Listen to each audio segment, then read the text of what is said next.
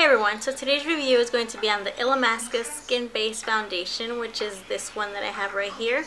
I've had this for about a year, so I have had time to kind of experiment with it and form a good opinion on it. I'm going to go ahead and tell you what my thoughts are, and not only based on how it worked on me, but how I think it would perform on others. So if I don't like it, I'm not going to rate it, you know, like a low rating just because it didn't work for me. I'm always going to rate it based on the performance of the foundation. So let's go ahead and get started. This foundation is a high-end foundation, which means it's going to be a little bit more pricey than your average drugstore foundations, which run you anywhere from $8 to $14. This one will run you $42 on the Sephora website, and it comes in 17 shades, including a pure white shade. So if you're super fair and the lightest shade does not work for you, they do have a white foundation that you can mix it in and make it as light as possible. The color that I'm using is SB09, which is right in the middle, not the lightest and definitely not the darkest. It is a little bit dark for me. As you can see, it's definitely very orange than my décolleté. I don't know how to say that actually. So the formula for this foundation is like a BB cream, only thicker, which can feel a little bit heavy on the face. The finish is a demi-matte finish, which can look a little bit glowy, but not excessively glowy that you look oily, but it does have that like perfect natural skin tone finish. If you have oily skin, you might want to powder this down, particularly in the T-zone area. Definitely completely matte if you powder it down. The best way to apply it would be with a beauty blender. If you really want to control the thickness and the coverage of the foundation, the best way to apply it if you want a really full coverage would be with your fingers. However, be aware that it will feel very thick and very heavy on your face.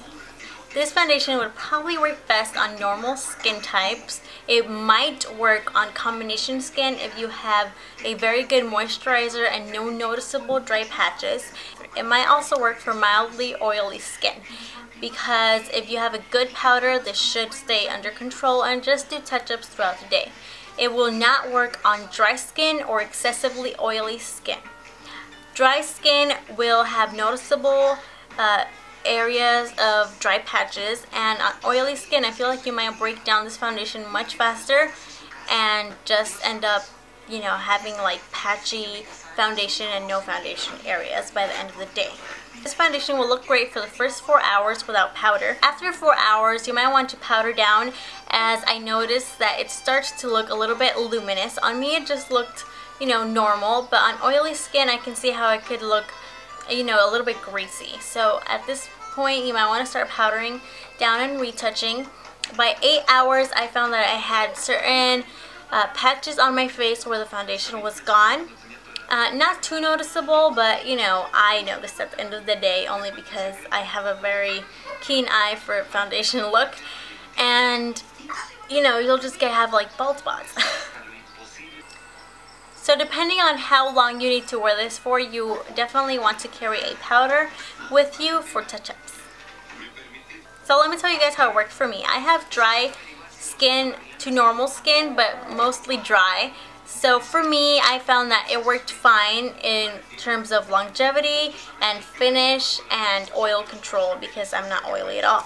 But I did see that it emphasized my dry patches on my skin, which I have particularly around my nose, between my eyebrows and just above this eyebrow, and a little bit on my chin and around my lips a little bit. So I did notice that it definitely emphasized those things. But besides that, it wore pretty well. It wore really long. It covered flawlessly. I mean, it does look great.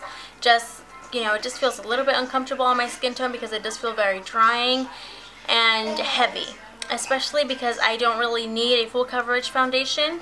I would not repurchase this foundation only because it does not work for my skin type, and it does not meet my specific needs. I do not need a full coverage foundation.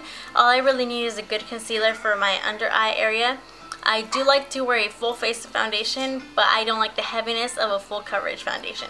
So I would not repurchase it only because it did not work on me. However, I would recommend it to other people. with normal skin types that need full coverage. As far as performance, I would rate this foundation a 4 out of 5 because it does have extremely good coverage. It has a demi-matte finish which looks very natural, and it does last a relatively long time compared to other BB cream type foundations. The only reason that they take off 1 star is because it has extremely high claims saying that it works on every skin type, and I did not find that it might work on every single skin type. So that is my opinion on this foundation. I hope you guys found this helpful, and I will have all the information and my thoughts in the description bar below in case you missed anything. You guys could read it there. So hope you guys have a great day, and I'll talk to you soon.